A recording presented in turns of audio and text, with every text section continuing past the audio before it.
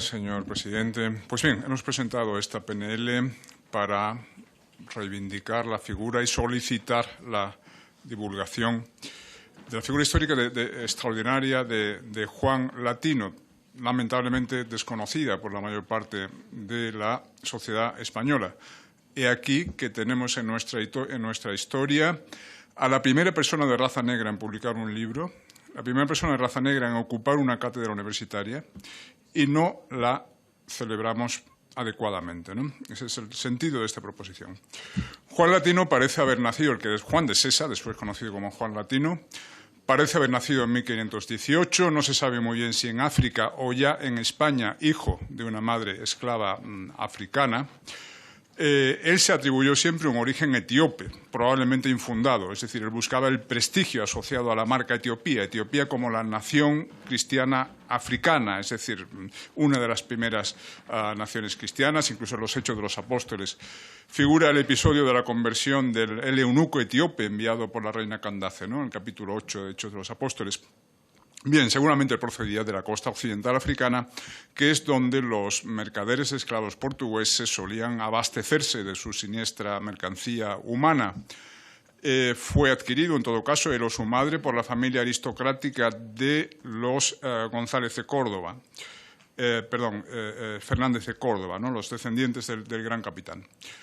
Y él fue asignado como criado precisamente al servicio de Gonzalo Fernández de Córdoba, nieto del gran capitán, que acude a Granada para cursar allí estudios universitarios.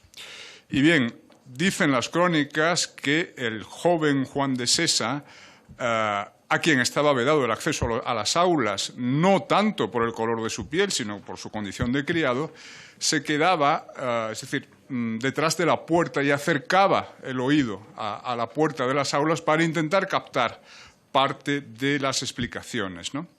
Entonces, esta ansia de instrucción, esta curiosidad intelectual conmovió a algunos personajes principales de la época, entre ellos especialmente el arzobispo de Granada, Pedro Guerrero, que se convertirían en sus protectores, en sus benefactores, y esto explica que el esclavo Juan Latino fuese manumitido en 1537, alcanzase el título de bachiller en 1546 y, lo más extraordinario, desempeñase a partir de 1557 la cátedra de Lengua y Gramática Latina de la Universidad de Granada. El prestigio de Juan Latino en la época parece haber sido enorme. Por ejemplo, hay rastro de él nada menos que en el Quijote, en el prólogo de la primera parte del Quijote, en uno de los poemas más o menos humorísticos, el que dirige la maga Urganda al personaje del Quijote, figura este verso de Cabo Roto: pues al cielo no le plugo que saliese tan ladino como el negro Juan Latino. Y aquí la palabra ladino tiene una connotación positiva de persona culta, persona inteligente. Su prestigio también es confirmado por el hecho de que la ciudad de Granada le comisionase para intentar convencer al rey Felipe II de que no trasladase los restos mortales de sus bisabuelos, los reyes católicos, al panteón real del monasterio del Escorial. Y lo consiguió. Es decir, los granadinos deben a Juan Latino el hecho de que sigan allí en la catedral de Granada los restos de los reyes católicos. Bien, en Vox reivindicamos la historia de España, pero la historia real, es decir, no nos gustan las leyendas, es decir, no consideramos que para contrarrestar la injusta, la infundada leyenda negra antiespañola haya que construir una leyenda rosa idealizada de signo contrario, ¿no?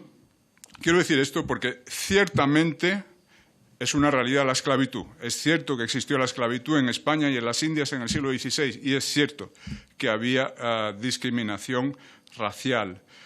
Pero el universalismo católico, de una cultura profundamente católica como la española de la época, hacía posible que esas barreras estamentales y raciales fuesen superadas, ¿no? Y el caso de Juan Latino lo demuestra. Es muy interesante que él, en su obra más importante, su obra poética, toda ella redactada en latín, la Austriada, que es una especie de panegírico de Juan de Austria, pero dirigido a Felipe II, Juan Latino hace comentarios muy jugosos sobre su propia negritud. Es decir, él constata que ha sido mirado con desconfianza o con altanería por el color de su piel. Pero dice, en África ocurre al revés. En África son los blancos los que son mal vistos por los negros. Es decir, constata la universalidad del prejuicio racial, pero el antídoto que él ve para estos prejuicios raciales es el universalismo cristiano.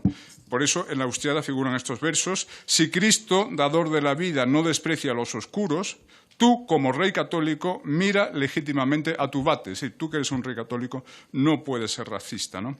Bien, pensamos que este era más o menos el espíritu de la cultura española de la época, como demuestra el intenso mestizaje racial en la América española, que contrasta tan llamativamente con la absoluta impermeabilidad de las barreras raciales en la América anglosajona. Ya termino. Gracias, señor presidente. Muchísimas gracias, señor Contreras.